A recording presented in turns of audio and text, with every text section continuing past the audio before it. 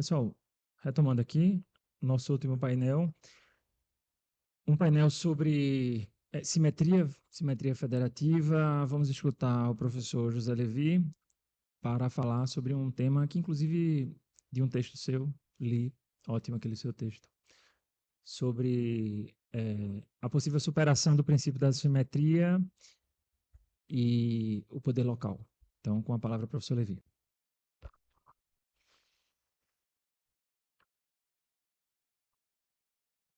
Boa tarde. Eu queria, antes de mais nada, agradecer ao professor Fernando Facuri Scaff a gentileza do convite para aqui estar.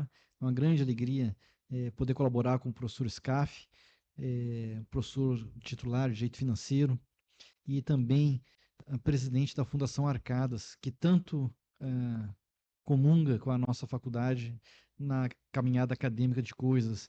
Professor Scaff, sinta-se muito carinhosamente abraçado, como agradecimento por esse convite para estar aqui.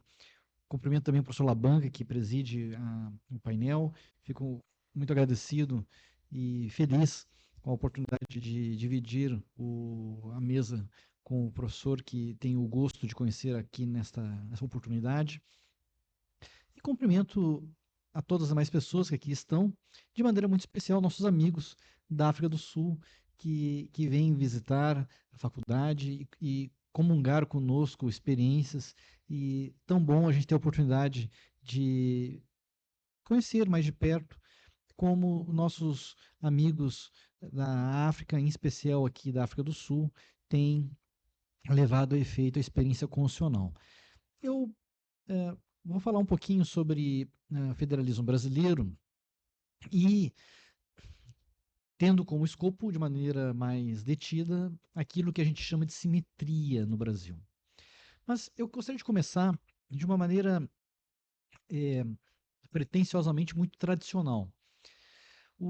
A nossa cultura constitucional, a cultura constitucional brasileira, e não só brasileira, mas também brasileira, é um retrato, é um reflexo, dialoga muito de perto com o artigo 16 da Declaração Universal dos Direitos do Homem e do Cidadão, de 26 de agosto de 1789, que é o famoso conceito dito polêmico de Constituição. Dito polêmico porque tem uma ideia e defende essa ideia. Um Estado, uma sociedade não tem Constituição a não ser que ela assegure duas coisas: os direitos fundamentais e a separação dos poderes. É, Costuma-se explicar isso como os dois grandes freios ao poder do Estado, para que o Estado não descambe num absolutismo. O freio externo são os direitos fundamentais, são direitos inerentes a nós, inerentes à condição humana, vêm conosco desde o momento da nossa concepção. E são para todas as pessoas, são universais, sem nenhum tipo de discriminação. E impõem ao Estado um não interferir, um não imiscuir-se na nossa esfera individual, na nossa esfera pessoal. Na verdade, aqui eu tenho que usar pronomes possessivos da primeira pessoa do singular. Né? O Estado não pode se meter na minha vida, no meu pensamento, na minha escolha profissional, na minha escolha de religião. Não pode se meter. É inerente à condição humana, esse freio é inerente à condição humana, e justamente por isso, esses direitos fundamentais que compõem o que eu chamei de um freio externo, porque inerentes à condição humana, eles são anteriores ao Estado, eles são superiores ao Estado, e é por isso que se usa a expressão em declaração de direitos. O Estado não constitui, não dá esses direitos, ele reconhece, declara, protege, promove. E o freio interno é a separação de poderes. É uma tal forma de organizar o Estado por dentro que o Estado por dentro é limitado. É aqui que eu queria chegar para fazer a inflexão para o nosso tema. Aquilo que a gente chama de separação de poderes, quando a gente pensa em Montesquieu, via de regra, e aqui, mesmo falando em Montesquieu, eu tenho que fazer um corte. A gente fala a separação dos poderes, pensando em Montesquieu, do capítulo 6º do livro 11 do Espírito das Leis. Quando a gente fala desse Montesquieu, quando a gente fala dessa separação de poderes, nós estamos falando de uma separação de poderes horizontal: executivo, legislativo, judiciário. Só que, mesmo em Montesquieu, a separação dos poderes não é só a horizontal, é também a vertical. A gente encontra isso também no capítulo, a gente encontra isso também no Espírito das Leis, mas no capítulo 1º do livro 9º do Espírito das Leis. A separação de poderes vertical é o federalismo. Esse é um dado interessante. Federalismo, a forma federativa de Estado, ela também compõe, e também na nossa cultura ela compõe, uma forma de limitar o poder. Uma forma de limitar o poder por uma divisão territorial do poder, com ente federal e entes locais. Amalgamados, esses entes federal e estaduais, locais, compõem aquilo que a gente chama de um todo soberano. Os entes não são soberanos. Os entes são autônomos. A soberania do todo federativo. E isso faz parte também de uma técnica de limitação do poder. Uma técnica de limitação do poder por uma separação dita vertical. E aí me permita um comentário. É curioso que talvez seja muito mais próprio falar em separação de poderes na lógica vertical do que na lógica horizontal, porque em Montesquieu simplesmente não há a fórmula separação de poderes. Até porque Montesquieu não limita os poderes segmentando-os, apartando-os, mas sim fazendo com que eles tenham poderes, faculdades que se entrelaçam. Mas essa é uma outra história. Na lógica do federalismo, aí sim uma ideia de separação surge de maneira mais natural, até porque os entes têm entre si o seguinte ponto de diferença: o rol de competências que toca a cada qual, os poderes, os assuntos que são confiados a cada qual. Dito isso, a título de uma introdução, eu gostaria de olhar de maneira muito específica para o Brasil. E aí eu gostaria de contar, em especial para os nossos amigos da África do Sul, uma coisa que muitas vezes no Brasil a gente desconhece. O Brasil tem uma muito antiga vocação para o federalismo. A vocação para o federalismo no Brasil é muito, muito, muito antiga. Na verdade, é mais antiga do que o próprio Brasil. É mais antiga do que o Brasil como Estado independente. E isso tem a ver com a própria lógica histórica do federalismo. O federalismo é uma técnica de repartição do poder a partir de uma base territorial. E dito isso, qual seria o antecedente mais remoto do federalismo? A literatura nos conta que seria o feudalismo. No Brasil, nós tivemos uma experiência feudal. Houve uma experiência feudal no Brasil, antes do Brasil ser independente. Foram as capitanias hereditárias. Originalmente, a metrópole portuguesa, para melhor manter a coesão do novo território, dividiu esse território em capitanias hereditárias, ou seja, feudos.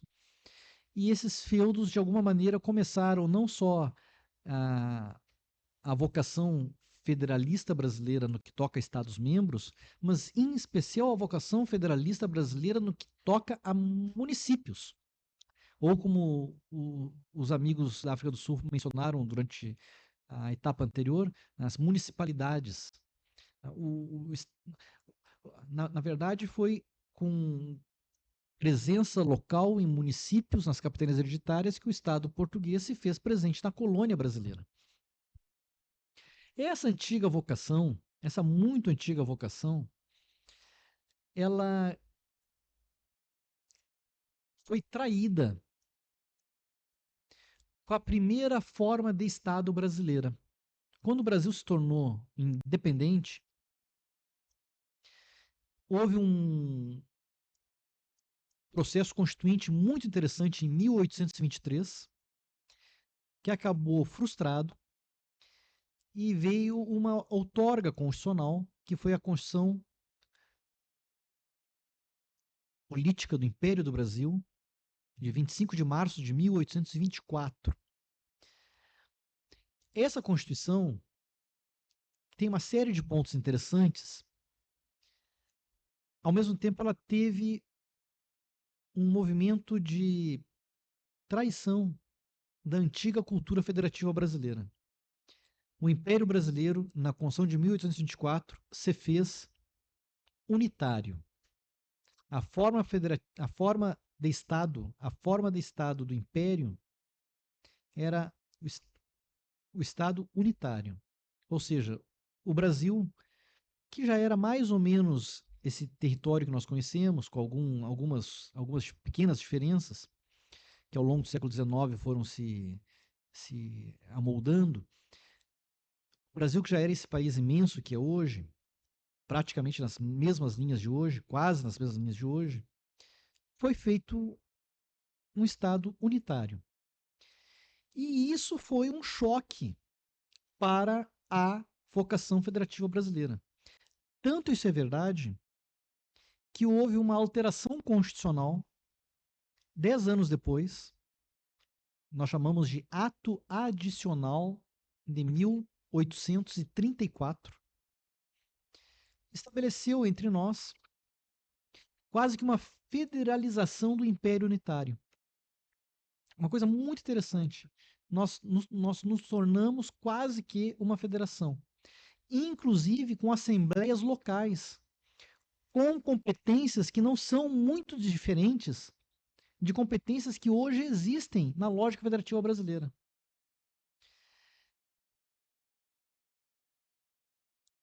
Isso é uma coisa tão radical contra a lógica unitária do Império Brasileiro que o Império reagiu.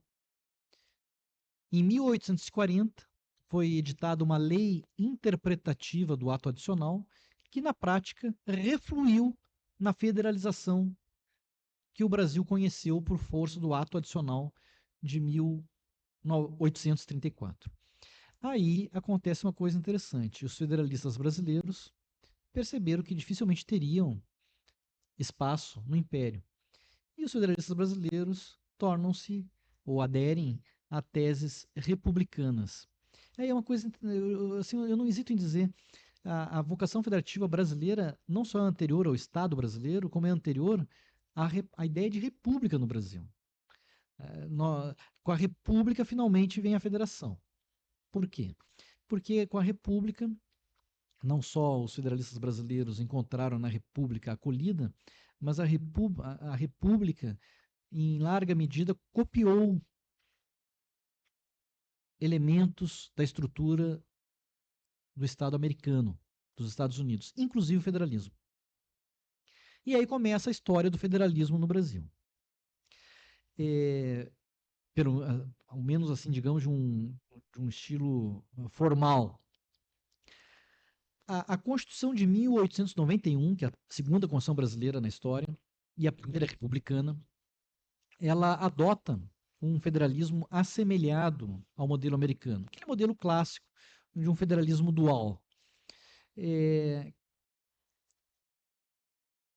Esse primeiro momento republicano brasileiro foi um momento muito conturbado.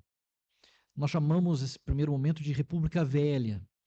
Foi um período de muita instabilidade política, muitas disputas locais e nacionais, e finalmente a República Velha foi superada por um golpe de Estado que aconteceu em 1930. Esse golpe de Estado ele foi promovido por Getúlio Vargas, que assumiu a presidência da República, e depois de 4 anos de um período com algumas instabilidades também. Talvez a principal delas passou por São Paulo, que foi uma revolução dita constitucionalista, justamente porque reclamava uma nova Constituição, um movimento muito importante na história de São Paulo e do Brasil. Esse movimento aconteceu em 1932. A rigor, o governo federal ganhou a revolução, mas, na verdade, as ideias de São Paulo se fizeram valer e 2 anos depois houve uma Constituição, que era uma boa Constituição, a Constituição de 1934. Uma Constituição que tem uma inflexão no modo de compreender o federalismo no Brasil. Nós paramos de olhar mais para os Estados Unidos e começamos a olhar mais para modelos europeus. A Constituição de 34, ela adota entre nós um federalismo cooperativo, ao estilo de Weimar. A lógica agora é a seguinte: não se tratam mais de competências de uma esfera e de outra esfera. Nós temos isso em 34, competências de uma esfera, competências de outra esfera, mas nós também passamos a ter competências que são comungadas pelos diversos entes, de modo que há um espaço de competências em que os entes cooperam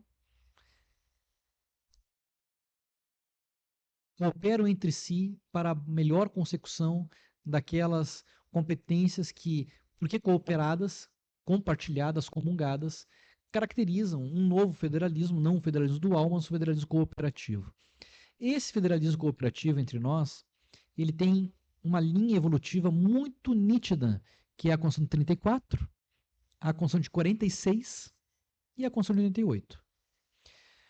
Esse federalismo cooperativo conheceu 2 hiatos, 2 intervalos, 2 momentos em que, teoricamente, na letra constitucional, o federalismo se mantinha, mas, na verdade, ele não se manteve.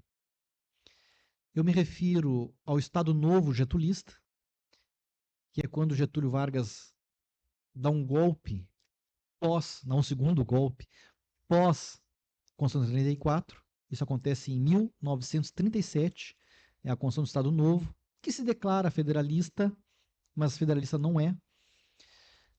E a Constituição de 1967. Explico. Tanto o regime de 37 como o regime de 67 eram regimes autoritários. E autoritarismos são, por definição, centralistas. Quando Getúlio Vargas abandona a Constituição de 34 e outorga uma nova Constituição, a Constituição de 37, ele centralizou em si todo o poder. E o federalismo, na prática, deixou de existir. O federalismo que estava florescendo com 34, ou poderia florescer bem com 34, murchou com 37.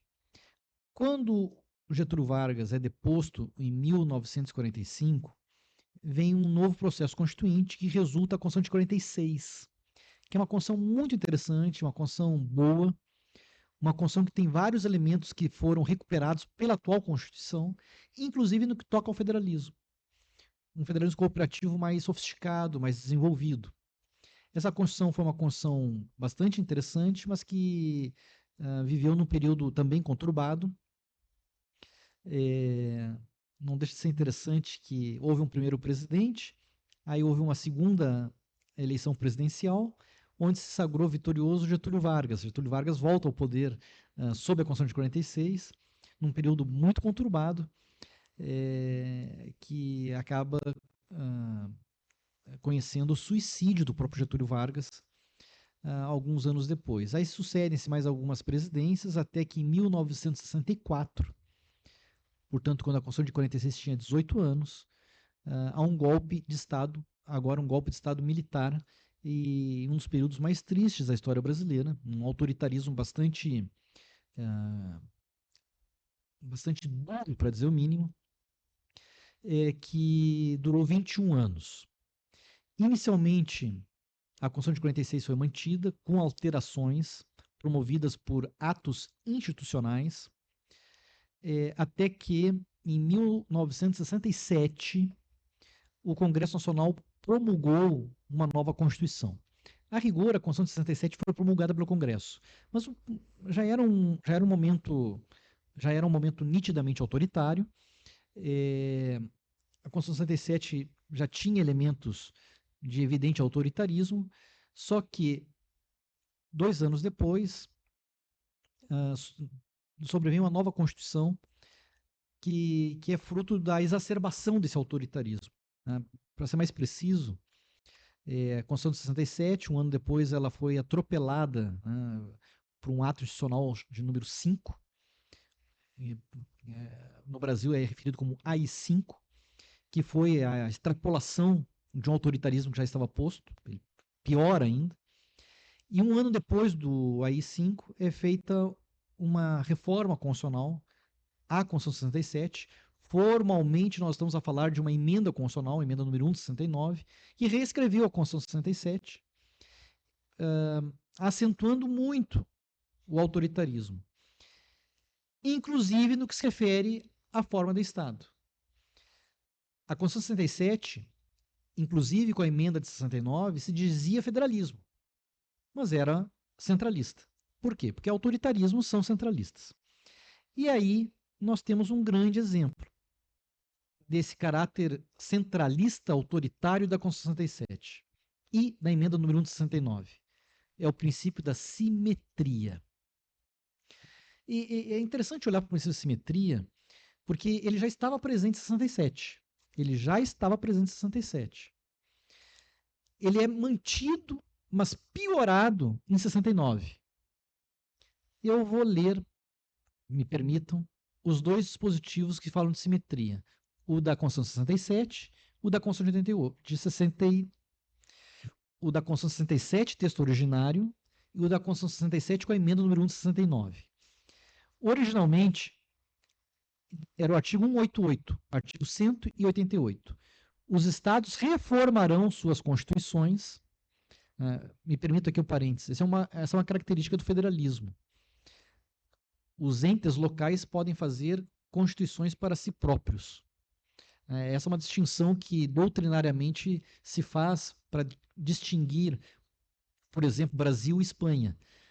O Estado regional espanhol não conhece constituições locais feitas pelas regiões espanholas. Na verdade, são leis, estatutos de autonomia que são negociados por cada região espanhola com o parlamento espanhol. No Brasil, não. No Brasil, os entes locais, inclusive os municípios, podem fazer constituições próprias em nível local. O professor Manuel Gonçalves Ferreira Filho batiza isso de poder constituinte decorrente. Um poder constituinte decorrente. Bom, mas o fato é o seguinte: segundo a simetria em 67, os estados brasileiros deveriam reformar as suas constituições em 60 dias, para adaptá-las no que coubesse às normas da Constituição 67. Findo esse prazo sem reforma constitucional local, as normas da Constituição 67 eram consideradas incorporadas automaticamente. Esse advérbio está no texto da Constituição. Estava no texto da Constituição. Automaticamente as cartas estaduais. Então tinha que copiar a Constituição da República nos estados. E se não fizesse, ela era considerada automaticamente incorporada. Isso é um centralismo autoritário bastante nítido. Agora, notem como as coisas podem piorar. Com a emenda número 1 de 69, a simetria passou a ser o artigo 200, que é o mais conhecido. Claro, porque o artigo 188 durou um ano. Normalmente, quando a gente fala em simetria no Brasil, a gente se refere ao artigo 200 da Constituição anterior. Esse artigo 200 era da redação da emenda número 1 de 69, que dizia assim: as disposições constantes desta Constituição ficam incorporadas no que couber o direito constitucional legislado dos estados. Notem, não há mais aquele período de adaptação. Adaptem. Não tem mais isso. Já fica considerado, ou seja, é o centralismo escancarado. Bom, e aí eu passo para a etapa final da minha exposição. Quando a gente superou esse período triste da história brasileira, que foi o autoritarismo militar de 64 a 85, um período de 21 anos que a gente situa dessa maneira, entre 64 e 85, 21 anos. Quando começa o período de redemocratização de maneira efetiva, com a eleição de Tancredo Neves e com a convocação de uma nova constituinte, uma Assembleia Nacional Constituinte, a culminância dessa redemocratização é a Constituição de 88, que não só recupera a democracia, mas recupera o fio condutor da evolução do federalismo brasileiro, sobretudo no que toca ao federalismo cooperativo. Então nós temos uma retomada de 34, 46 e o auge, que é 88. Nós temos agora uma compreensão de coisas que volta a olhar para os entes federados como criaturas que têm autonomia, ou seja, um espaço local de criatividade para desenvolver institutos próprios locais, obviamente dentro da moldura, dentro do quadro da Constituição da República. Só que acontece um fenômeno interessante. A Constituição de 88 não fala em nenhum momento em simetria. A Constituição de 88, quando fala dos estados e dos municípios, abre para os estados e para os municípios um espaço de criatividade que deve observar os princípios da Constituição da República. Fala assim, princípios. Um espaço bastante amplo que tem que observar as linhas gerais da Constituição da República. O Supremo Tribunal Federal, sobretudo nos anos 90, mas também nos anos 2000, nos anos 90 e na primeira década do século XXI, o Supremo Tribunal Federal decidia questões federativas, ainda como se existisse o princípio da simetria. Inclusive citando nominalmente a simetria. Do ponto de vista da lógica de uma autonomia, simetria é o contrário. Simetria é cópia, é mimetizar aquilo que está na Constituição da República. Não, isso não tem na Constituição de 88. Isso tinha na Constituição anterior, não na Constituição atual. Um membro do Supremo Tribunal Federal, um membro importante do Supremo Tribunal Federal, que conheceu muito o processo de redemocratização, chamava atenção contra isso. Eu me refiro ao saudoso ministro José Paulo Sepúlveda Pertence. Debatia-se muito contra a simetria. E, digamos assim, a sustentação, a argumentação de Sepúlveda Pertence contra a simetria veio a resultar nos últimos anos. Na segunda década do século XXI, o Supremo Tribunal Federal passou a olhar cada vez com maior atenção para as autonomias locais. E eu diria que dando primazia para as autonomias locais em detrimento de compreensões centralistas. E eu digo isso chamando atenção para que finalmente levou-se a efeito, finalmente realizou-se o desiderato, os objetivos da Constituição de 88 no que toca ao federalismo. A Constituição de 88 ela não é de simetria, não é de centralismo, é de abertura, é de descentralização. Então, o Supremo decidiu por inércia a favor de uma simetria nos primeiros anos da Constituição de 88 e passou a decidir de uma maneira mais aberta aos entes locais na segunda década do século XXI, aí sim, penso eu, de maneira mais coerente com a lógica democrática da Constituição de 88, inclusive no que toca ao trato das autonomias locais. Eu vou concluir dando um exemplo. Um exemplo assim, bastante banal até, mas que causava essas situações de simetria. O Brasil adota uma espécie legislativa ao lado da lei ordinária. Nós chamamos de lei complementar. Tá? A lei complementar, assim, ela tem uma longa história no Brasil, mas para dar uma noção para os nossos amigos da África do Sul, ela é uma coisa um pouco parecida com a lei orgânica, com a loi organique do direito francês. É como se fosse uma lei reforçada. Ela exige uma maioria de aprovação maior do que a maioria da lei ordinária. E a lei complementar é para certas matérias no plano da União, do governo federal. Não são só matérias que digam respeito à organização do Estado, mas em boa medida é isso. A organização dos órgãos mais sensíveis da soberania brasileira. É para isso e para mais algumas coisas. Né? Por exemplo, normas gerais de direito tributário são de lei complementar. Uma série de normas sobre direito financeiro, a matéria do professor Facuri Scaff, também é de lei complementar. O professor Scaff citou mais cedo a lei de responsabilidade fiscal, é uma lei complementar 101. Então, uma questão que surge no federalismo brasileiro é assim: aquilo que é de lei complementar na União haverá de ser também nos estados e nos municípios? A resposta sim é uma resposta de simetria. A resposta não é uma resposta amiga das autonomias locais. O Supremo Tribunal Federal, até 2000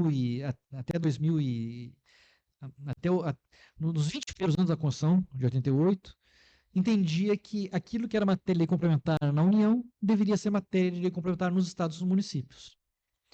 Na segunda década do século XXI, o Supremo Tribunal Federal inverteu esse entendimento e passou a compreender que os estados e municípios poderiam escolher, com liberdade, se determinadas matérias seriam ou não de lei complementar. Penso eu, uma solução amiga das autonomias locais, uma solução mais coerente com um federalismo que se pretende democrático, e um federalismo democrático, digo eu, é um federalismo que limita o poder, não um federalismo que serve à centralização ou à replicação de um poder único central. Né? O correto é como é hoje. Então, por exemplo, houve muita polêmica no Brasil que o Supremo Tribunal Federal havia tomado decisões consideradas polêmicas, consideradas ativistas, por ocasião da pandemia em matéria de saúde. Saúde é uma matéria que, em todas as suas feições, ela é não de um ente ou de outro, mas de todos. Compreender a saúde de maneira centralista é prestigiar uma simetria que não existe mais. Compreender a saúde como algo de cada ente ou de todos cooperando uns com os outros é uma compreensão, essa sim, penso eu, coerente com a Constituição de 88. E isso não foi na pandemia, isso vinha de anos antes da pandemia. O que o Supremo decidiu durante a pandemia, no que toca à saúde, saúde como uma competência comum e concorrente, uma competência comungada pelos entes, é essa maneira correta de compreender um tema efetivamente colocado naquilo que a gente chama de federalismo cooperativo. A forma anterior, centralista, por simetria, aquela era a forma errada. A forma correta é a forma cooperada. E isso se deu no Supremo Tribunal Federal, inclusive em matéria de saúde, antes da pandemia. Na pandemia, isso foi afirmado, reafirmado, e penso eu, de maneira correta. Bom, eu vou dar um segundo exemplo. E aqui um exemplo que tem que ser dado com muita parcimônia, porque ele pode e deve sofrer críticas.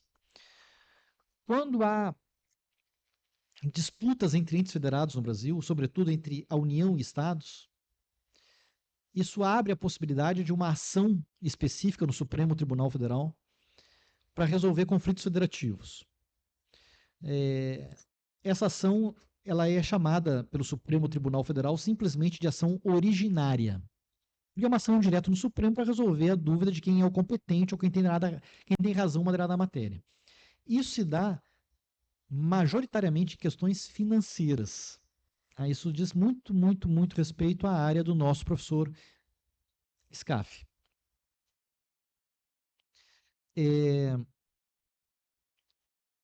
Existem algumas milhares dessas ações no Supremo. Essas ações, em geral, elas são decididas em favor dos estados, em detrimento da União.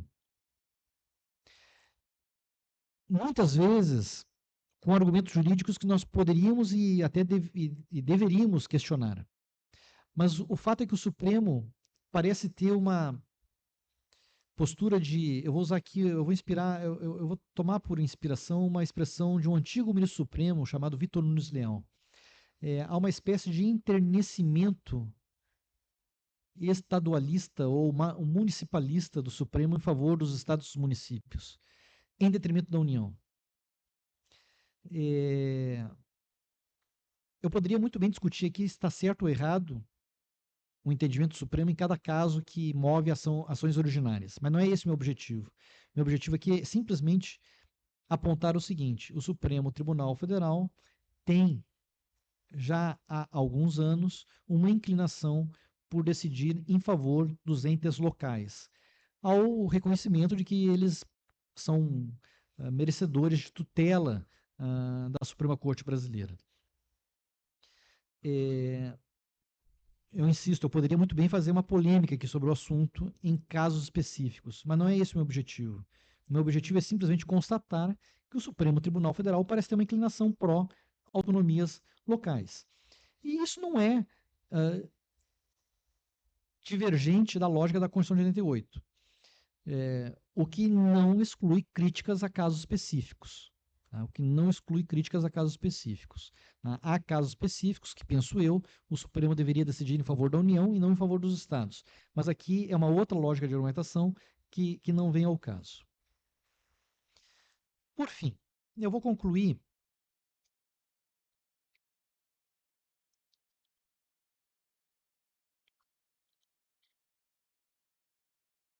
argumentando o seguinte: essa leitura de coisas que eu penso ter feito em favor das autonomias locais não exclui críticas que a gente poderia fazer, como eu mencionei agora há pouco, e também não exclui o reconhecimento de déficits federalistas que nós ainda poderíamos apontar. Um deles sempre me preocupou muito, porque eu me recordo de um antigo senador da República e antigo ministro supremo do Tribunal Federal, dizendo que esse déficit poderia ser um fator de secessão no Brasil.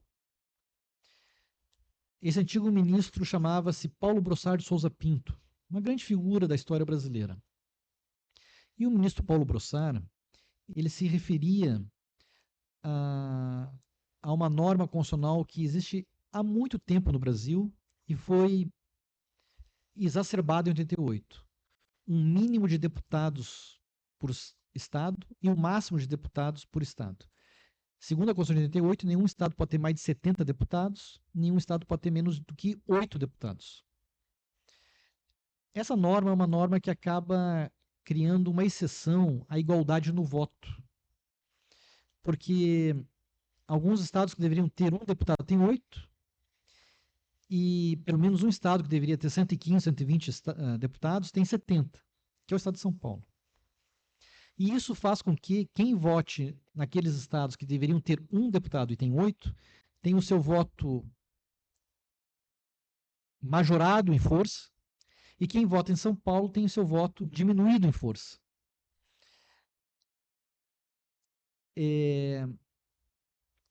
Obviamente, esse é um critério federativo que não comunga com a lógica da Câmara dos Deputados, que é uma casa de representação popular. Esse é um critério federativo, não um critério democrático. Né? É um critério federativo, não democrático, numa casa que deveria ser de representação democrática do povo. O critério federativo há de estar no Senado. E aí sim, no Senado, nós temos no Brasil 3 senadores por estado. Aí os estados comparecem em pé de igualdade. Aí os estados comparecem em pé de igualdade. Nós repetimos no Brasil o compromisso de Massachusetts, americano. A ideia de que nenhum estado terá mais ou menos senadores do que os demais. E isso só pode ser mudado pelo consenso dos estados. No Brasil, nos Estados Unidos são 2 senadores por estado, no Brasil são 3. Nós temos um critério federativo que deveria ser restrito ao Senado, comunicado à Câmara dos Deputados, fazendo que a Câmara dos Deputados tenha um achatamento na representação popular. O correto, e aqui é uma homenagem ao professor Labanca, que é de Pernambuco, o correto seria ser que nem Pernambuco. O estado de Pernambuco tem 5% do eleitorado brasileiro e 5% das cadeiras da Câmara dos Deputados. Esse seria o correto. Um politólogo americano que eu gosto muito de estudar, chamado Robert Alan Dahl, já falecido, foi Sterling Professor em Yale, que é uma cátedra bastante prestigiada, não só da ciência política, mas também de outras unidades de Yale. E o professor Dahl, ele deixou um livro sobre os defeitos democráticos, os déficits democráticos da Constituição americana. How Democratic is American Constitution? O nome do livro é uma pergunta, né? O quão democrática é a Constituição americana? E um dos déficits que ele aponta é a igualdade de senadores por estado. E aí ele diz, só tem 2 países no mundo com uma desigualdade pior do que a americana nessa igualação. Brasil e Argentina. Né? Digo eu, né? Eu não me sinto ofendido de maneira alguma pela igualdade do número de senadores entre estados. Acho que é correto. Mas o Dow, quando faz essa crítica, ele está pensando em países como a Alemanha, que tem uma proporcionalidade entre população de um estado e senadores. Eu acho que a gente nem precisa chegar nisso. Mas eu fico pensando, se o professor Dow soubesse que o critério federativo também avança para a Câmara dos Deputados, ele ficaria mais impressionado ainda.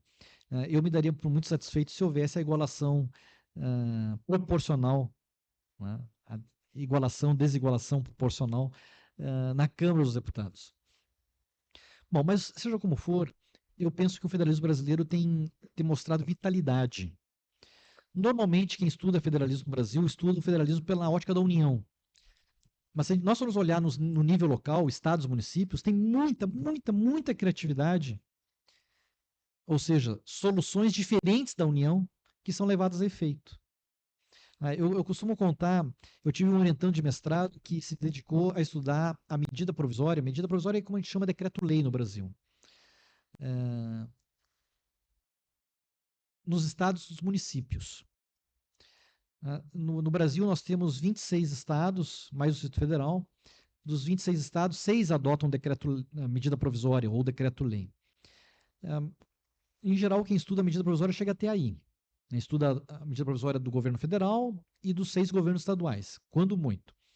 Um aluno meu resolveu estudar quantos municípios no Brasil adotam decreto-lei, medida provisória.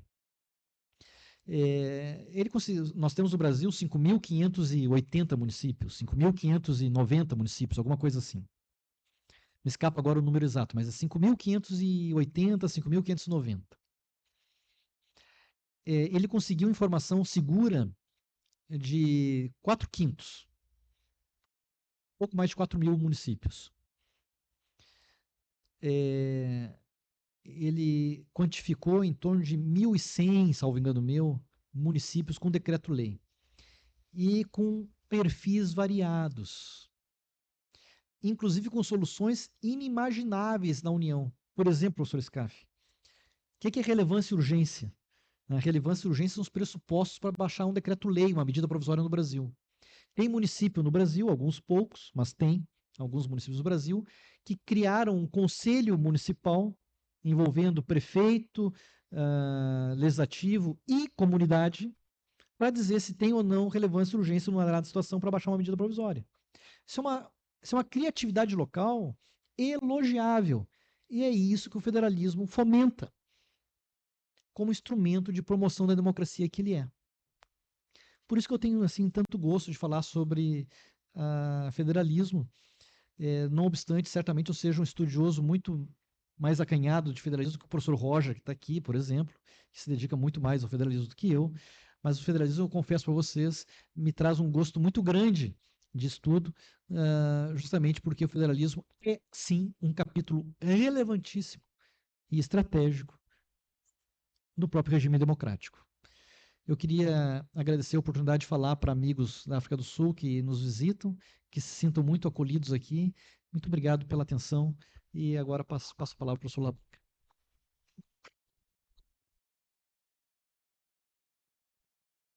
Obrigado, professor. Aprendi bastante com sua aula, resgatando todo o processo histórico de perceber onde estamos a partir de onde viemos. Esse princípio da simetria, que é o tema, né, da mesa, realmente é uma coisa totalmente fora de, né? Não tem explicação. Como é que você vai explicar o que não tem explicação? O professor Levi falou, não existe princípio da simetria na Constituição Federal. Então, o que é o princípio da simetria? É princípio enquanto norma? Ou é um princípio de hermenêutica? Eu sustentei no meu livro que é um princípio de hermenêutica constitucional. Ele é um princípio normativo. E aí os nossos colegas estrangeiros devem estar se perguntando, meu Deus, o que é que estão falando de simetria? Porque o discurso de simetria na literatura estrangeira sobre federalismo não tem nada a ver com a relação de comparação de governo federal com governos subnacionais. Nada.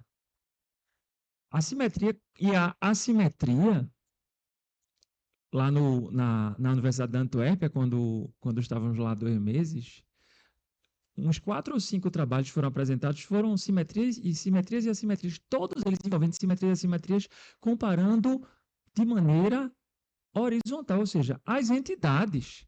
O caso italiano, de regiões que são, ou do Estado regional, de regiões que têm mais autonomia, menos autonomia, a Espanha, a Bélgica também, ou seja, questões assimétricas e simétricas comparando regiões e não comparando o que o governo central deve ser igual, simétrico no sentido de igualdade, ter a mesma organização do governo subnacional.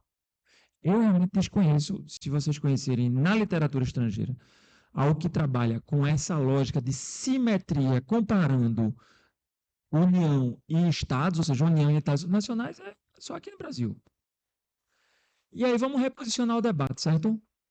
Reposicionar o debate colocando a simetria no lugar dela, que é um princípio setorial aplicado à organização dos poderes. Vejam que interessante.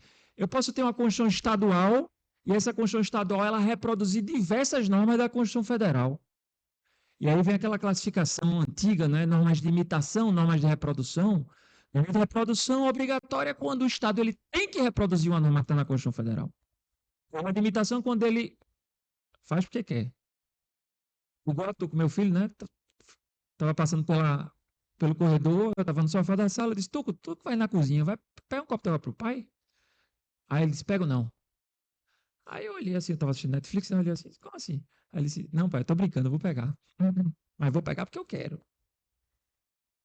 Quando a Constituição Estadual, ela coloca uma regra que está na Constituição Federal porque ela quer, ali é uma questão da autonomia do Estado-membro de prever aquela regra. Veja como isso é processualmente interessante. Não cabe nem ação direta de inconstitucionalidade federal no Supremo. Porque o parâmetro não vai ser parâmetro federal, o parâmetro é um parâmetro estadual. Mas não existe, professor, aquela regra que está na Constituição Federal, igual à Constituição Estadual. Mas se for uma norma de imitação, está no âmbito da autonomia, então não está violando a Constituição Federal. E quando a Constituição Estadual não fizer nenhuma previsão, quando deveria fazer? Quando é obrigatória a reprodução. Aí o Supremo deu recentemente uma decisão que ampliou o papel dos TJ, não sei se vocês viram. Ele ampliou o papel dos TJs. Porque hoje em dia o camarada ele pode entrar com ação direta de inconstitucionalidade no TJ, no Tribunal de Justiça. TJ é Tribunal de Justiça, viu, professores? Ele pode entrar com ação direta de inconstitucionalidade no TJ, alegando que uma lei estadual violou a Constituição Estadual, mas essa norma não está na Constituição Federal, não está na Constituição Estadual, está na Constituição Federal. Mas por ser norma de reprodução obrigatória não reproduzida, cabe ao TJ a jurisdição. Veja só que interessante. Agora, bora reposicionar, para poder vocês entenderem. Simetria, se você for analisar o conceito de simetria, você tem na arquitetura, você tem nas engenharias, você tem na estética, você tem nas artes. Certa vez saiu uma pesquisa sobre o valor estético a partir da simetria. Vejam que interessante. Com quantos anos você iniciou sua vida sexual? Essa foi a pesquisa. E a conclusão foi a seguinte: pessoas mais simétricas começaram a vida sexual mais cedo. Pessoas mais assimétricas começaram a vida sexual mais tarde. E aí eles atrelaram a ideia de simetria à ideia de beleza. Se você é o belo, você é desejado. Se você é o assimétrico, você é o Quasímodo, o Corcunda de Notre Dame, que tem que ficar recluso, porque ninguém quer nem lhe ver. Então, a ideia de assimetria, ela gera repulsa. E a ideia de simetria, ela gera organização, simetria, ordem, beleza. Isso pode acontecer em valores estéticos. Mas, quando o Supremo Tribunal Federal se utiliza de uma lógica de simetrias para poder abafar, reduzir o espaço do Estado, ele deve comprovar a necessidade da reprodução. Aí é que está o ponto. Porque vejam bem, olhem para esse teto aqui, vejam como ele é simétrico. Se você cortar esse teto no meio, o lado esquerdo vai ser simétrico ao lado direito. Conceito de simetria. Veja como as cadeiras estão simetricamente organizadas. Quem nunca sentou numa mesa de bar para colocar um pedaço de guardanapo embaixo de um pé de uma mesa porque era assimétrico? E aí a assimetria ela gera o quê? Desordem, ela gera disfuncionalidade. É necessária a simetria. Caso contrário, você vai estar num plano de disfuncionalidade. Quando não é necessária a assimetria, por que ter assimetria? Onofre está usando um óculos, poderia ser uma lente quadrada e uma lente redonda. Ele iria enxergar do mesmo jeito. Por que ser simétrico? E aí o Supremo Tribunal Federal se utiliza do critério de simetria para poder alargar normas que são, ou que deveriam ser apenas para a União, porque não são previstas para, não são normas de pré-ordenação, não são normas que pré-organizam o Estado, como, por exemplo, o artigo que diz que são 7 os conselheiros do Tribunal de Contas. Aí é uma norma de pré-ordenação. Mas o artigo que diz que o presidente da República vai vetar projeto de lei, não fala em chefe de Estado, fala presidente da República. Qual é o artigo da Constituição Federal que diz que o governador também pode vetar projeto de lei? Não existe. Os governadores vetam. Por quê? Porque aplica-se a simetria. E aí é onde vem a discussão. O princípio da simetria passa a ser, então, um princípio de identificação de normas da Constituição Federal. Mas não são normas de direitos fundamentais, não, viu? Tem nada a ver com direito fundamental. São normas de organização dos poderes que são feitas para o plano federal e que, por extensão, você aplica aos estados. Então, o princípio da simetria passa a ser um princípio aplicável à organização dos poderes, reproduzindo um modelo de separação dos poderes que existe no plano federal para o plano estadual. Isso é o princípio da simetria. Reproduz aquilo que existe do ponto de vista da relação entre os poderes do plano federal para o plano estadual. Veja que interessante. E aí é quando eu falo sobre a regra de ouro, que é o título dessa fala. A regra de ouro do princípio da simetria, ela é simples. Quando não gera Sabe a mesa que você coloca o guardanapo, a tampinha? Quando não gera disfuncionalidade, não precisa reproduzir. Quando gera, precisa. Deixa eu dar um caso para ilustrar. A Constituição Federal, ela diz que o presidente, para viajar ao exterior, ele tem que pedir autorização ao Congresso quando o prazo de viagem é acima de 15 dias. Lá no Rio de Janeiro, o governador, toda vez que ia viajar, pedia autorização à Assembleia. Porque se não tem que pedir autorização ao Congresso, o governador pedia autorização à Assembleia. Só que na Constituição do Rio de Janeiro não se estabelecia prazo. Então, se ele fosse viajar 3 dias, tinha que pedir autorização à Assembleia. O que é que a Assembleia fazia na boa política? Botava no bolso, engavetava, puxava a gaveta aqui, tem uma gaveta aqui, ó. Puxava a gaveta e dizia, eu vou deixar aqui esse seu pedido de autorização de viagem e vamos negociar aqui uma aprovação de um projeto, ou algo do tipo. Estão entendendo? Então, ela utilizava uma lógica para desvirtuar a relação entre os poderes pela não reprodução de uma regra. Aí, a lógica era a seguinte, a não reprodução de uma regra que diz respeito à relação dos poderes está criando disfuncionalidade no plano estadual. Então, tem que reproduzir. Eu fiz uma pesquisa com várias ações diretas de inconstitucionalidade mapeando um qualiquante para poder entender de que maneira o Supremo Tribunal Federal se utilizava da ideia de simetria nos seus julgamentos. Tudo tabelado. E a minha conclusão foi exatamente essa. Quando gera disfuncionalidade, tem que reproduzir. Quando não gera disfuncionalidade, não precisa reproduzir. Pelo menos não precisaria reproduzir. Porque é um modelo de organização dos poderes que deve ser reproduzido. Estão percebendo? Então, para concluir, a lógica ou o entendimento daquilo que é utilizado pelo Supremo Tribunal Federal como simetria, primeiro, diz respeito à organização dos poderes. Segundo, uma visão ampla ou centralizadora de separação dos poderes vai fazer com que a relação dos poderes do ponto de vista estadual também seja cooptada pelo modelo federal. Nesse meu trabalho, eu fiz uma classificação entre simetria impositiva, simetria facultativa e simetria vedatória. E aí vamos falar sobre a questão financeira. Simetria impositiva tem que prever 15 dias no plano estadual. Não pode ser 6, não pode ser 7. É obrigado a simetria impositiva. Iniciativa de lei para aumentar o salário de delegado federal do presidente tem que ser iniciativa de lei para aumentar o salário de delegado estadual do governador. Porque se não for isso, cria uma outra lógica de relações entre os poderes do ponto de vista estadual. Diferente de um modelo federal. Estão percebendo? Simetria impositiva. Simetria facultativa. Vou pegar o exemplo do professor Levi. Medida provisória. O Supremo entendeu que os estados podem, não são obrigados a reproduzirem. Então, existem estados brasileiros que possuem medidas provisórias, provvedimento provisório lá na Itália, do artigo 77. E existem estados que não possuem medida provisória. Então, é simetria facultativa. Agora, a simetria vedatória, o Procurador-Geral de Justiça, certa vez, fizeram alteração constitucional para o Procurador-Geral de Justiça ser sabatinado pela Assembleia Legislativa. Assim como o Procurador-Geral da República não é aprovado no Senado, o Procurador-Geral da República, para ser demitido, então, a lógica da escolha do Ministério Público, membro do Ministério Público Federal, ela é diferente do Ministério Público Estadual. Tentaram reproduzir, o Supremo disse, não pode reproduzir. Então, a simetria vedatória é quando o Estado quer reproduzir, mas, na verdade, não consegue. E aí, vamos falar... Eu não sei quem foi que falou das emendas impositivas. Foi que fez uma pergunta. Foi você, não foi?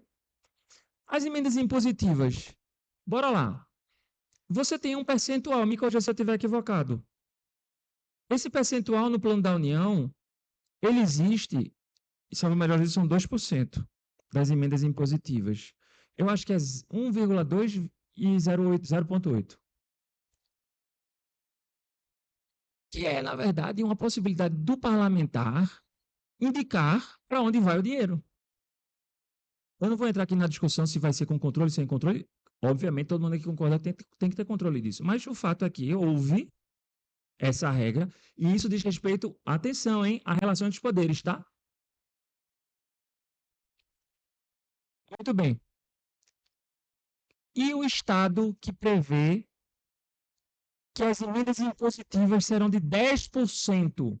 Imagine hipoteticamente que o Estado vai prever emendas impositivas de 10% para o parlamentar indicar 10% e não 2%. Todo mundo aqui vai concordar que é inconstitucional. Agora, e o Estado que não prevê nenhuma emenda impositiva, nem 1% de emenda positiva? Aí a pergunta que fica, essa simetria, ela é uma simetria facultativa ou ela é uma simetria impositiva?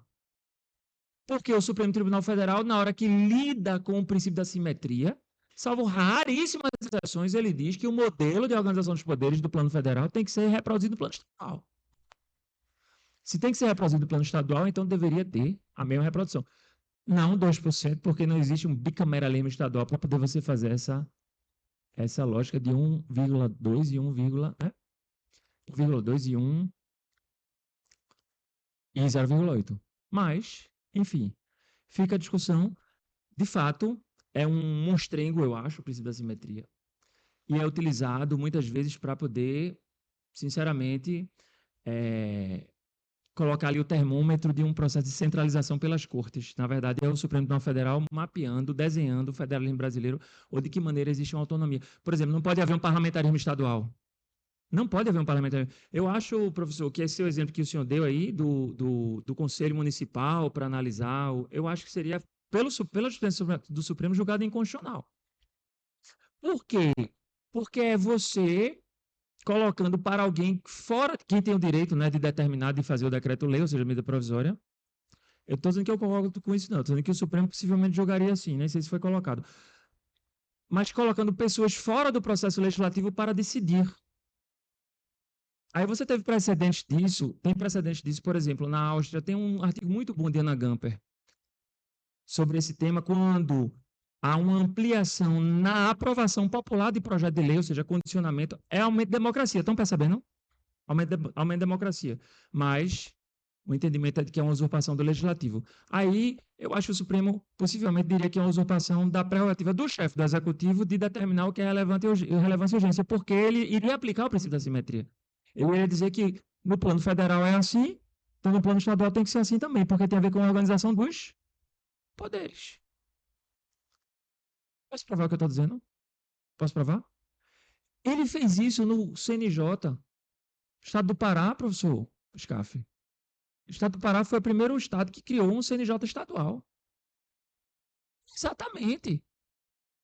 Com elementos fora do judiciário para controlar o judiciário. Aí o que foi que o Supremo disse? É inconstitucional. Porque não existe um modelo. Porque no plano federal não existe nada precedente, não existe um modelo. Aí depois, veja que interessante, porque federação é cláusula pétrea. Depois veio a emenda constitucional, criou o CNJ com esse tipo de controle externo e passou. Sim, porque entrou em 93 como órgão do Poder Judiciário. É. Então, hoje, quando eu analiso essas questões, eu sempre me pergunto: é necessário reproduzir para que a mesa não fique bamba? Se for necessário, tem que reproduzir. Mas se não for necessário, se for um pé da mesa azul, um pé da mesa amarelo, qual é o problema? Aí você vai para o princípio do federalismo, que tem a ver exatamente com o que o professor Levi falou. O federalismo não esperou o Estado para nascer. Federalismo é uma coisa, Estado federal ou federação é outra. Federação é a constitucionalização de um federalismo. Existia federalismo, como muito bem apontou o professor Levi, no Império. Tem um artigo do professor Leonan, que é exatamente o autor desse livro aqui. O federalismo no Império, exatamente falando do ato adicional 34. É o federalismo enquanto uma forma de você combinar unidade com diversidade. É sobre isso. Combinar unidade com diversidade. É a metáfora do casamento. Se tem muita unidade no casamento, muita unidade, muita coesão, pouca liberdade, o casamento acaba. Tá bom, semana passada um amigo meu disse que se separou porque estava se sentindo sufocado. Porque não tinha espaço, não tinha liberdade, não podia jogar, não podia tomar uma cervejinha com os amigos. Então, mas tá porque não é uma aliança? O cara não é uma aliança? Foedos, pacto, não é aliança? Do latim? Já se tiver muita liberdade, como por exemplo a Catalunha aqui, muita liberdade, não pode. Não existe a secessão, mesmo na Etiópia, né? Na Etiópia você tem a possibilidade de secessão. Etiópia e São Kitts e Nevis, né? E aí você tem que buscar o equilíbrio. O equilíbrio entre união e diversidade, que é exatamente a linha condutora desse seminário, do início ao fim. Primeiro começou lá, né, de manhã, com a professora Marta Rett, falando exatamente unidade e diversidade. Ou seja, é a linha condutora entre unidade, é o equilíbrio correto entre, se você combinar, é o que os estrangeiros falam, a combinação do binômio cohesion com autonomy. Quanto mais autonomia, menos coesão. Quanto mais coesão, menos autonomia. E aí você vai fazer isso restringindo a interpretação centralizadora do princípio da simetria. Pessoal, muito obrigado. Obrigado pela atenção, obrigado pela escuta, obrigado, professor Scaff, obrigado a todos vocês, professores estrangeiros, professor Jonathan Fecha, Zemelak e Ayeli Itina Shiguata, que temos a honra de recebê-los aqui nesse primeiro momento, né, que é o encontro, né, Scaff? Eu acho que talvez agora na finalização, acho que a gente podia falar um pouco sobre... pronto, perguntas.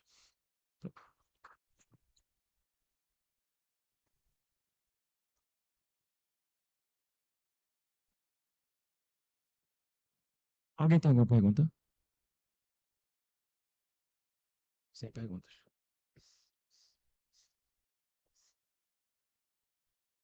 Porque, veja, não é norma. Norma pode ser norma, para mim, norma é norma, regra ou princípio. O que é norma, para mim? Sem querer filosofar muito. Norma é uma expectativa de comportamento humano que o Estado tem, que se você não fizer, há uma consequência. Se eu solto, tá vendo aqui esse copo na minha mão? Se eu solto o copo, ele cai. É uma relação de antecedente consequente. É uma norma, lei da física aqui. Se eu mato, sou preso. Veja, norma pode ser também a norma principiológica. A norma não é o texto. Texto é uma coisa. Texto não é necessariamente a norma. Eu aprendi isso pela primeira vez com o professor Scaff, foi meu professor lá no mestrado, trabalhando com Ronald Dworkin e todo Klaus Ginter, The Sense of Appropriateness, a lógica de você ter um texto é texto, regra, fato é fato, fatos são tão interpretáveis quanto textos para a formação da norma. O cara vai andando numa praia e encontra lá em Pernambuco, né? Pernambuco, Paraíba, tem uma praia de nudismo famosa, né? Que é a Tambaba. Você vai encontrar, na praia tem lá escrito, nessa praia é proibido o traje de banho. Você vai pensar que está em Tambaba? E se aquela placa tivesse escrita há 100 anos? Antigamente as pessoas iam para a praia de roupa. É proibido o uso de traje de banho, é o quê? Para ficar nu ou é para ficar de roupa? Veja que interessante. É um texto, né? Um texto. Mas o fato ele vai ser condicionado para poder você interpretar a norma que vai exatamente dizer qual é o comportamento que deve ser colocado. Ou seja, fique nu ou fique de roupa. Caso contrário, consequência, você vai ser expulso da praia, se for de nudismo. Estão entendendo? Então, veja, princípios também são normas. Princípios também são normas. Tem consequências. Eu não vou nem discutir isso aqui, porque todos sabemos que princípios, a partir da existência de um princípio apenas, eu posso declarar uma inconstitucionalidade de uma lei. O Supremo fez isso essa semana, por exemplo, anulou a eleição de presidente da Assembleia Legislativa de diversas Assembleias Legislativas. Pernambuco, por exemplo, Paraíba, várias Assembleias Legislativas tiveram que fazer novas eleições. Vocês acompanharam isso. E qual foi o argumento do Supremo? Princípio. Democrático, republicano. Cadê a regra? Tem regra não. Ele deu um entendimento do que seria um princípio republicano e a consequência foi a anulação, foi uma consequência. Então, a relação de antecedentes consequentes, certo? Aí, quando você vai para a norma que está na Constituição, que diz que o presidente da República pode vetar, ou o presidente da República pode sancionar, quando você vai para a norma da Constituição, que diz que são 2%, aí você tem uma regra. Ela está falando ali de quem? De governador? Ela está falando de governador? Ela não está falando de governador. Os 2% da emenda parlamentar, ela está falando de Assembleia Legislativa? Ela não está falando de Assembleia Legislativa. Ela está falando do Congresso Nacional. Então, essa é a norma. Aí, o que é que você faz? Você pega, interpreta essa norma, entende que ela deve ser aplicada no âmbito estadual, porque existe o artigo 25 que diz que as constituições e os estados eles se organizam de acordo com os princípios dessa Constituição. Um dos princípios é o princípio da separação dos poderes.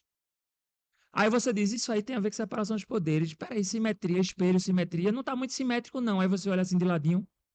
Aí vê assim que não está muito simétrico. Aí você tem que ser simétrico, porque se precisa simétrico. Então você utilizou a ideia de simetria, a ideia de simetria enquanto valor estético, a ideia que você tem enquanto organização, para poder reproduzir uma norma que existe no plano federal e aplicá-la no plano estadual. Então o princípio da simetria não é um princípio normativo. É um princípio de busca de normas de extensão. Agora, veja que interessante. No plano. Oi? Agora, veja que interessante. No plano da estética, não é só o belo o que é o simétrico. Picasso, o cubismo, são todos assimétricos. Salvador Dalí, assimétricos. E deixou de ser bonito por conta disso. Posso? É o tradicional analogia, né? E aí entra uma questão fundamental. Em determinados momentos, quando colocado em risco o princípio democrático, você vai fazer uma interpretação democrática, favorável à democracia, e eu já estou puxando exatamente porque eu ia comentar com o professor Levi, né? É uma interpretação favorável à descentralização, não diria nem favorável aos municípios ou ao Estado, talvez fosse uma interpretação conforme a Constituição, dando primazia ao princípio democrático, na medida que o próprio federalismo é o grande formato institucional da democracia brasileira, a separação vertical dos poderes. Queria ver o que pensa, o que diz nessa linha. Muito bem. Eu gostaria de começar esse meu comentário ah, registrando que eu concordo com boa parte das coisas que falou o professor Labanca, sem prejuízo no bom debate acadêmico e de ter discordâncias aqui e acolá. Sobre a simetria, eu me recordo do nosso saudoso professor José Carlos Moreira Alves falando que na Constituinte houve um horror ao nome no que toca ao decreto-lei, e aí adotou-se a medida provisória. Palavras têm vida, palavras têm força, palavras têm sentido.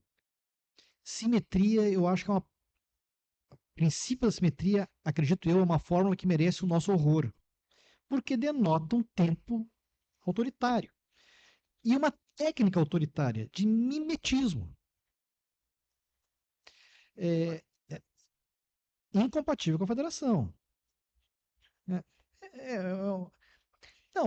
não, aí que tá. Eu não sou contra a ideia de analogia. Aliás, houve uma tese de doutorado defendida aqui na faculdade pelo professor Dr. Léo Ferreira Leonci, que foi professor na Federal de Minas Gerais, em que ele faz uma crítica severa à simetria e argumenta que muitas vezes a situação não é de simetria, é de analogia. Bom, mas o fato é o seguinte: a Constituição brasileira, no artigo 25, fala em observar os princípios da Constituição. O que significa isso? Eu acho que são coisas muito genéricas, tipo, o professor Onofre foi muito feliz aqui no mote que ele sugere. Separação dos poderes. Nós temos que ter separação de poderes. Mas qual separação de poderes? Eu não seria refratário a um parlamentarismo estadual. Não seria. Acho que isso está no escopo da autonomia atual dos entes, caso queiram. Tá? Tem precedente do Supremo ao contrário? Tem.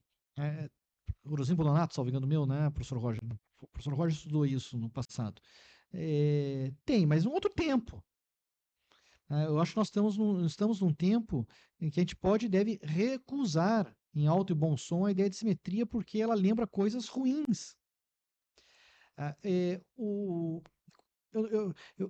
E vejam, assim, o professor Labanca falou certas coisas que podem e talvez devam ser sustentadas independentemente de falar de simetria. O critério do professor Labanca foi aquilo que causa ou não causa uma dificuldade, aquilo que causa ou não causa um problema, aquilo que causa ou não causa uma instabilidade. Tudo bem. Se é lei complementar na União, tem que ser lei complementar no Estado, isso não causa instabilidade. Eu não preciso de simetria para argumentar contra ou a favor disso.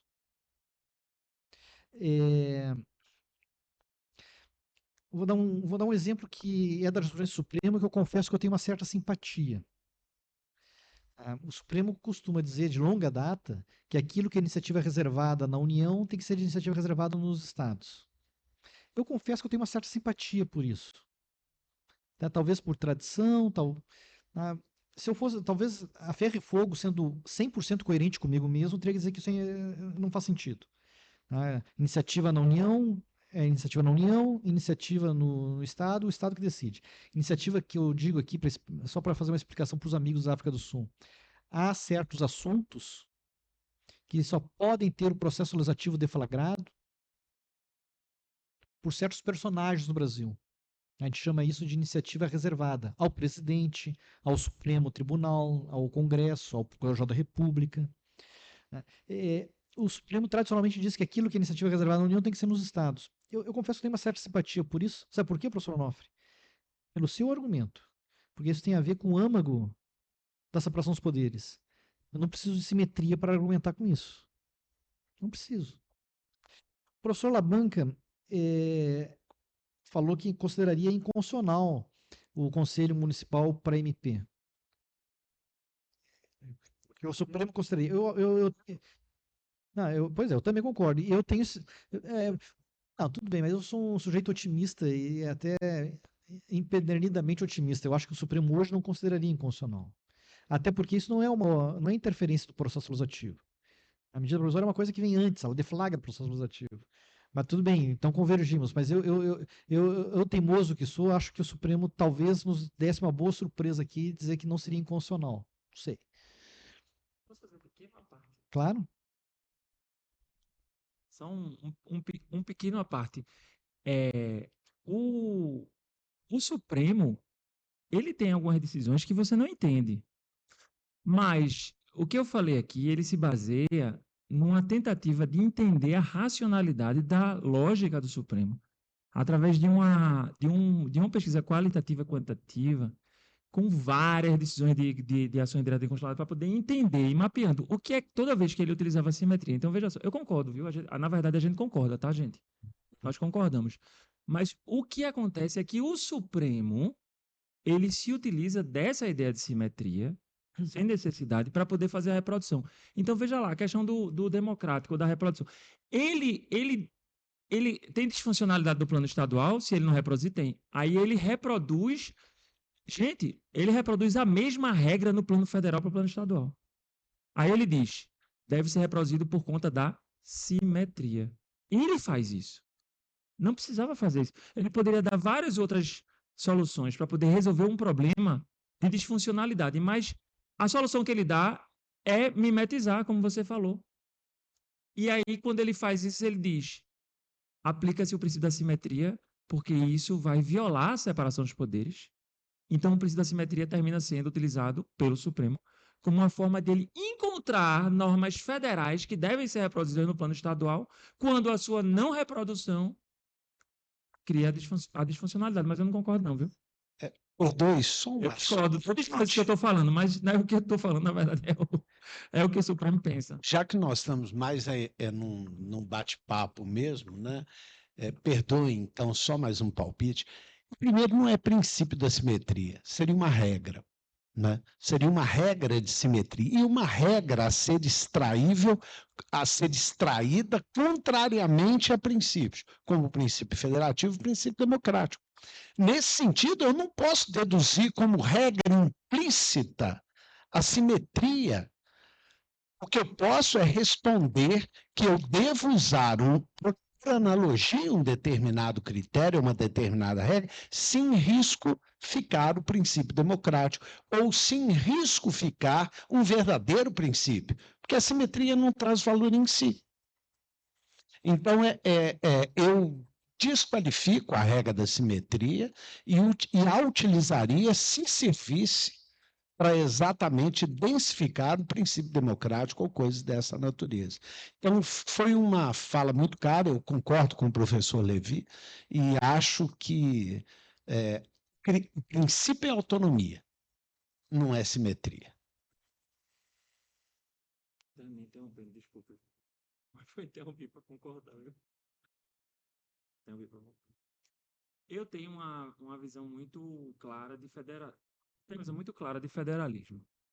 Federalismo, para mim, é para promover direitos fundamentais. Eu não concordo com a visão dos federalistas do Texas de 200 anos atrás, que queriam mais autonomia para poder escravizar.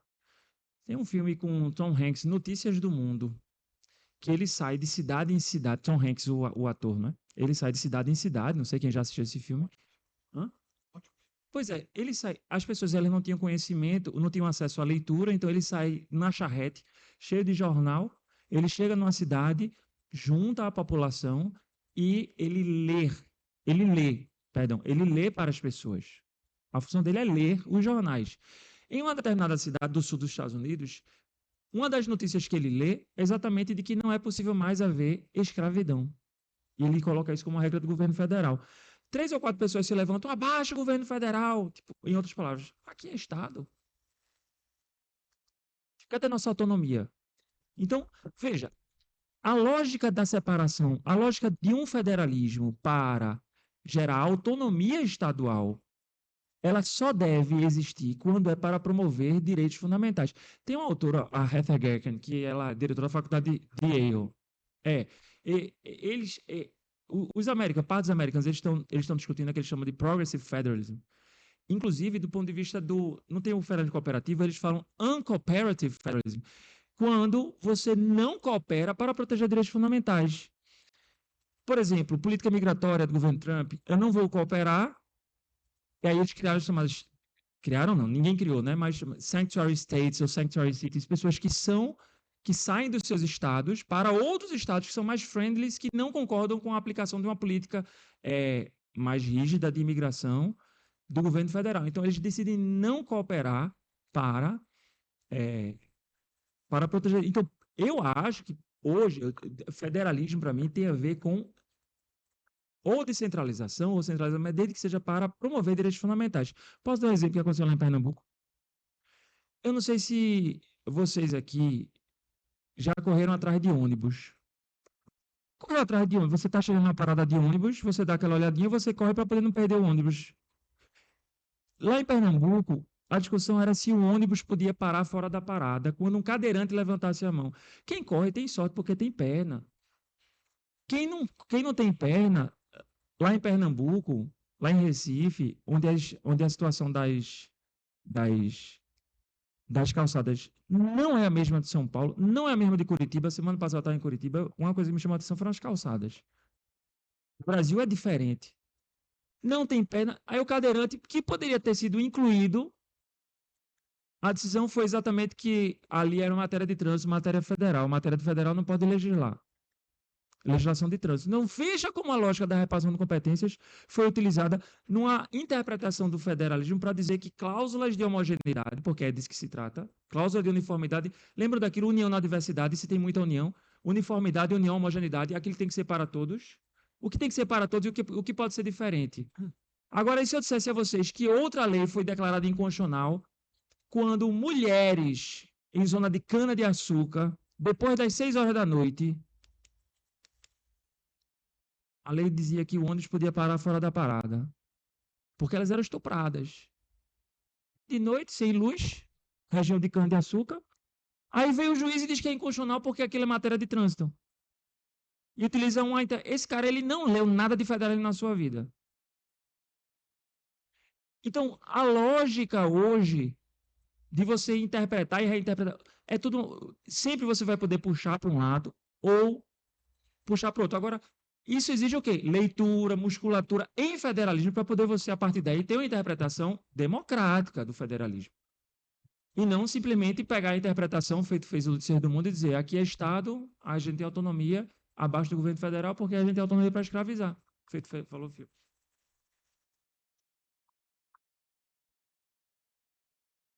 Falamos muito. Obrigado a todos e a todas.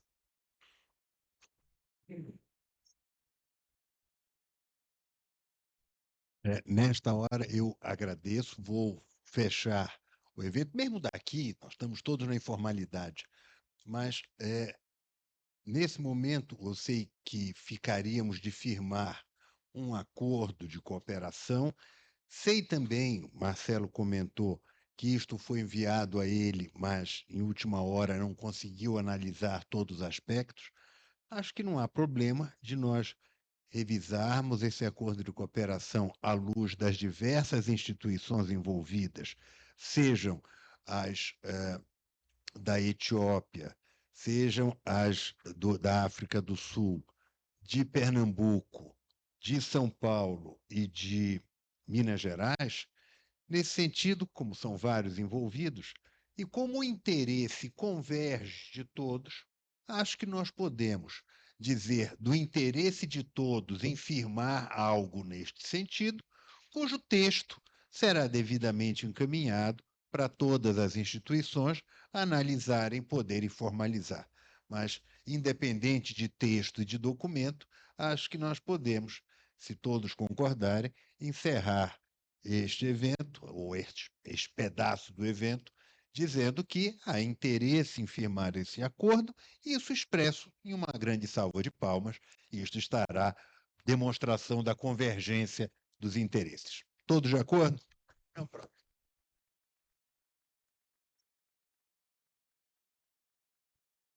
Neste sentido, declaro que este acordo está firmado a depender dos seus termos. Já todo mundo concordou. E esse é só o primeiro encontro, né, dessa rede Brasil-África, Claro, né? claro, O próximo claro. ano, O a ideia é que Marcelo já seja... está organizando o próximo, eu já sei disso. Bom, Estamos, Marcelo, né? Estamos. você fecha? Acho que você já fechou, né, Scaff? Bom, então eu quero agradecer Agradecido. mais uma vez Unicap, Marcelo, quero agradecer o FMG aqui na pessoa do Onofre, quero agradecer as duas instituições mencionadas, uma da África do Sul, outra da Etiópia. Agradeço todos que aqui estiveram e agradeço também aos colegas da USP que aqui abrilhantaram o evento. Neste momento aqui faço na pessoa do professor Levi, não é? Muito obrigado. Embora agradeço também todos os outros que estiveram aqui e estão presentes até agora.